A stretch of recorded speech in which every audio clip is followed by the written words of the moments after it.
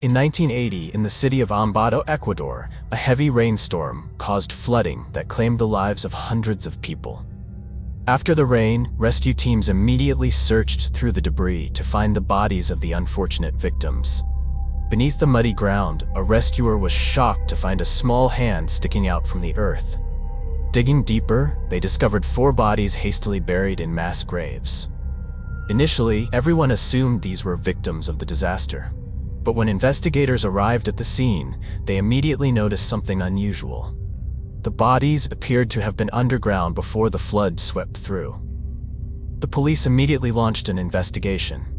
This was not an accident, but a mass murder. But who was the killer? And why were the victims buried here? Like and subscribe to our channel to join us in uncovering the mystery. At the end of April 1980, in a small supermarket in Ambato, a man was caught attempting to kidnap a 12-year-old girl. His strange behavior immediately caught the attention of those around him. Maria, the 12-year-old girl, was shopping with her mother as usual. Just as they stepped into the store, a rough hand suddenly grabbed her shoulder and yanked her away in an instant. Maria's mother, Carvina Pobeda, immediately screamed in terror, struggling to take her daughter back. Nearby shopkeepers turned around, noticing the unusual situation, and immediately intervened. A crowd quickly gathered. Market vendors did not hesitate and rushed to restrain the strange man. A bystander quickly called the police to report the incident. Less than 15 minutes later, the local police arrived at the scene.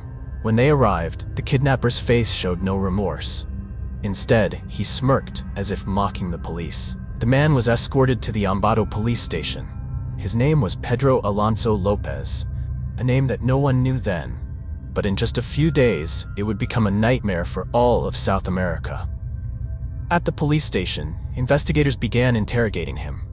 Initially, they thought it was just a routine kidnapping case.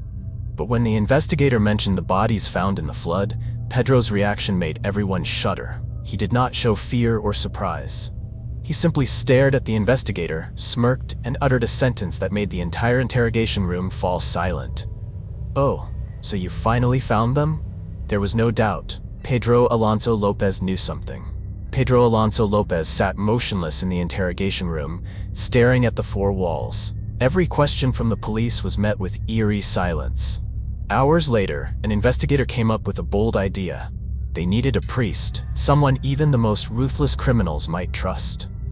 Less than 30 minutes later, Father Cordoba Agudino, a well-respected priest in the community, was invited to the prison. As he entered, he sensed the tense atmosphere. Everyone was waiting to see if this method would work. Soon after, the priest placed his hand on Pedro's shoulder and gently asked, "Do you have something to confess?" Pedro looked up, his eyes flashing strangely. Pedro finally spoke. "My name is Pedro Alonso Lopez." In the small interrogation room, Pedro talked all night. He recounted each case, each crime, each child, with eerie delight. As the first rays of dawn appeared, the prison door opened. Father Cordoba Agudino stepped out, his face pale. His hands trembled, and cold sweat dripped from his forehead. Police officers rushed over. One of them asked, "Are you okay, Father?" But the priest only shook his head, his eyes filled with terror. In the interrogation room, Pedro Lopez confessed to murdering over 300 innocent girls, at least 110 victims in Ecuador, 100 in Colombia, and over 100 in Peru. This truth left the entire investigative team speechless. Not stopping there, Pedro Lopez even seemed delighted as he spoke about his twisted preferences. He said that Ecuadorian girls were his favorite targets because they were gentle, trusting, and carefree compared to the more suspicious women in Colombia. To better understand his motives and the origins of his cruelty, investigators traced Pedro Lopez's past, step by step, uncovering the dark childhood and distorted thoughts that shaped his criminal path. Pedro Alonso Lopez was born on October 8, 1948, in Tolima, Colombia, during one of the most chaotic periods in the country's history, the era of the La Violencia Civil War. Pedro Alonso Lopez's childhood was filled with poverty, violence, and trauma. His father, Magdardo Reyes, was a poor farmer. He was murdered in the Civil War 3 months before Pedro was born. His mother, Benilda Lopez de Castañeda, made a living as a prostitute in her own home. Their small house was not just a home, but also a place for her clients. The moans, laughter, and voices of strange men echoed through the rooms, becoming a haunting part of Pedro's childhood memories. Pedro was not an only child. He was one of 13 children, each with a different father. Benilda barely paid attention to her children. Whenever she did, it was usually to beat them mercilessly and scold them harshly. Pedro was often severely punished by his mother, suffering from her uncontrollable rage for reasons he could not understand. To her, violence was a way to teach discipline, but she had no idea that her abuse was nurturing a monster in the shadows. Years later, Pedro admitted to an investigator, "I never had a childhood. I only had darkness and demons in my head." Growing up in an environment filled with violence and crime, Pedro gradually lost his ability to feel human emotions. He had no friends, no one to teach him about love, and no one who cared about the deep wounds in his soul.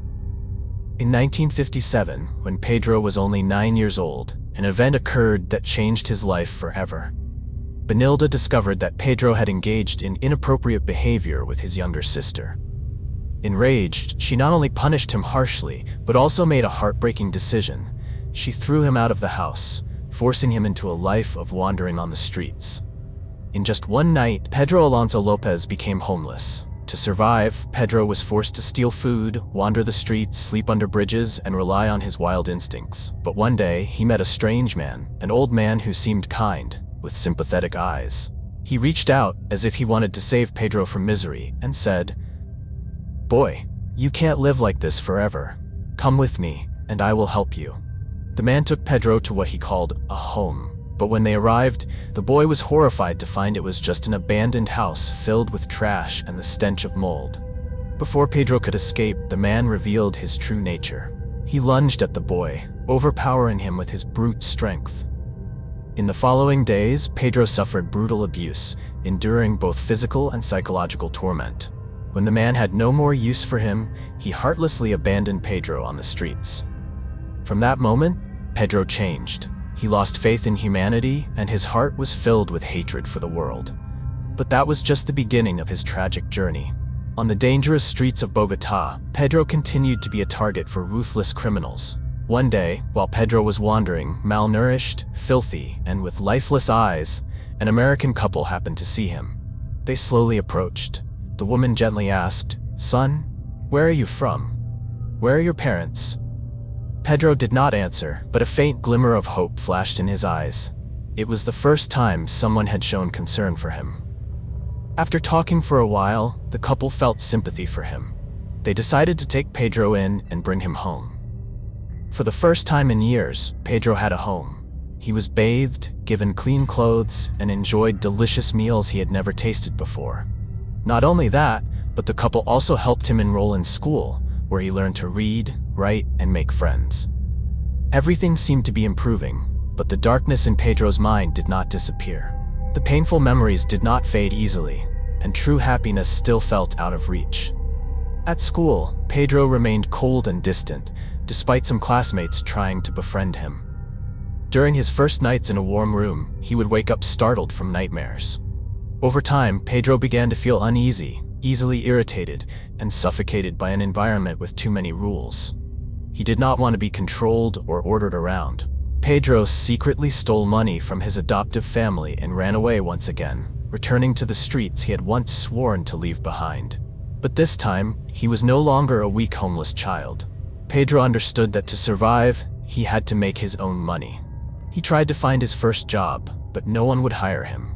Lacking experience, without identification papers, and most importantly, distrusted by everyone as a vagrant, he was left with no other options. With no choice, he began delving into the underground world.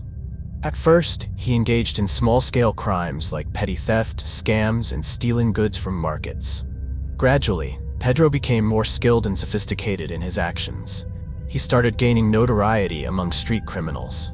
Several times, Pedro was temporarily detained by the police, but since he was still a minor, he was usually released after a few days. In 1969, at the age of 21, everything changed. Pedro was arrested in a Bogotá suburb while attempting a major robbery. But this time, he could not escape the law. For the first time in his life, Pedro was sentenced to 7 years in prison. On his first night in jail, Pedro became the target of older inmates. He was assaulted and treated brutally, once again becoming prey. Pedro's fury ignited, but instead of fear, he began plotting his revenge. He secretly fashioned a crude weapon, a small, sharpened blade made from a metal spoon. 2 weeks later, Pedro executed his plan. While his 2 attackers were off guard, he struck mercilessly, killing them both. As he watched their lifeless bodies on the floor, Pedro felt no guilt. Instead, an eerie sensation overtook his mind, a pleasure he had never experienced before. Pedro's sentence was extended by 2 more years, but since it was considered self-defense, his punishment was not significantly increased. During his time in prison, his resentment toward his mother deepened. Pedro gradually lost any sense of humanity, replacing it with a distorted view of the world. In the following years, Pedro was exposed to extreme pornography and violent materials, further feeding his twisted thoughts and obsessions. In 1978, Pedro Alonso Lopez was released from prison. The years of confinement had stripped away any last trace of humanity in him. Upon gaining freedom, Pedro wandered through Colombia, Ecuador, and Peru, searching for victims to satisfy his depraved urges. After months of observation, he realized that children between 8 and 12 years old often walked alone, with little protection from adults, and were easily swayed by promises. He moved through the indigenous tribes of Ayacucho, southern Peru, where children lived in poverty and lacked strict supervision from their families.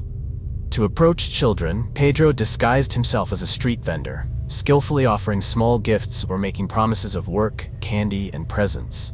Things that made them feel safe, hopeful, and easy to trust. Once trapped, the victims would be led to remote places where no one could hear their cries for help. There, they faced unspeakable horrors, torture, abuse, and eventually murder. After each crime, he carefully erased the evidence, hiding the bodies in deserted areas to avoid detection. However, the increasing number of disappearances made people uneasy. Children vanished without a trace, and rumors began to spread. Fear gripped the region. People whispered about a predator lurking in the shadows of the mountains.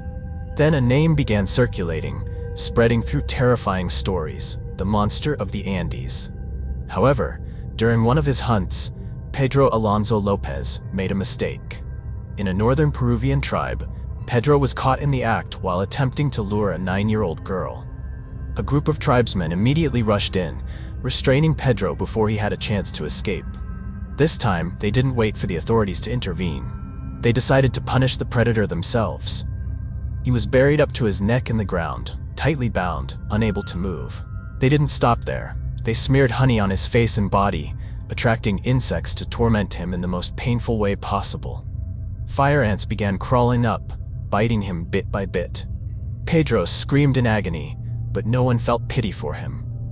Meanwhile, an American missionary, a friend of the tribe, intervened just in time. She tried to convince them to stop. Punishing him this way won't make us any better than him. Eventually, the villagers agreed. They pulled Pedro out of the burial pit, tied him up, and handed him over to a nun, who later drove him to the authorities. But when the nun arrived at the police station, something unexpected happened. The authorities did not prosecute Pedro. Instead, they released him, simply escorting him to the Colombian border with a chilling warning: "If you come back, we will deal with you immediately."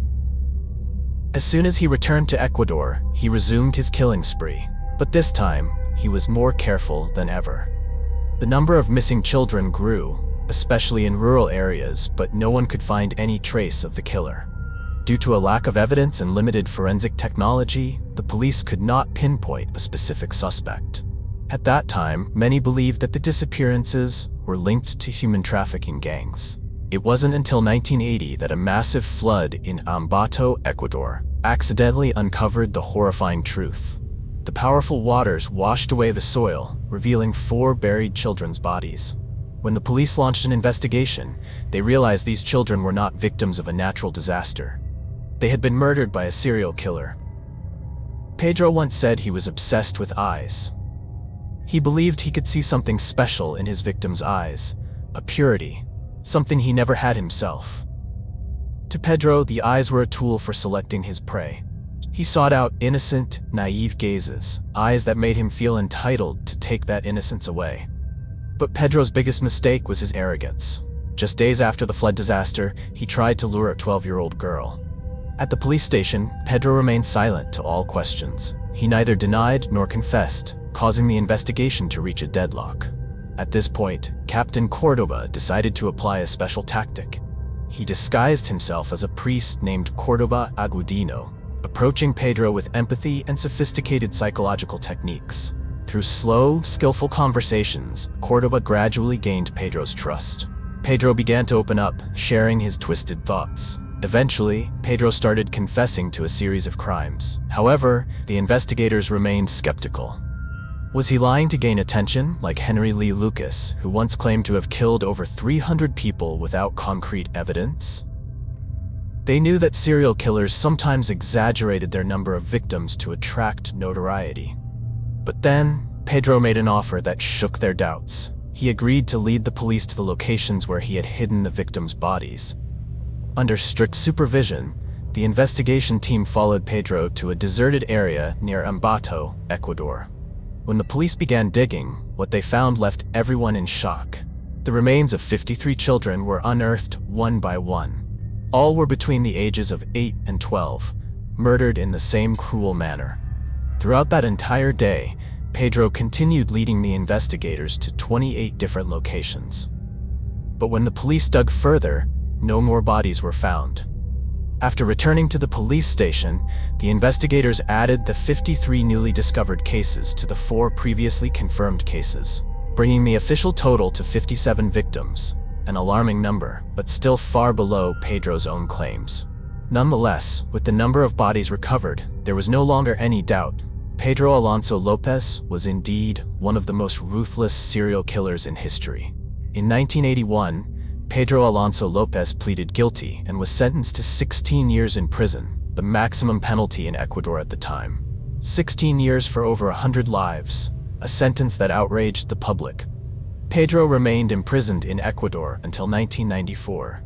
But thanks to good behavior, he only served 14 of the 16 years. On the day of his release, Pedro seemed euphoric, cheering as if he had been granted a divine blessing.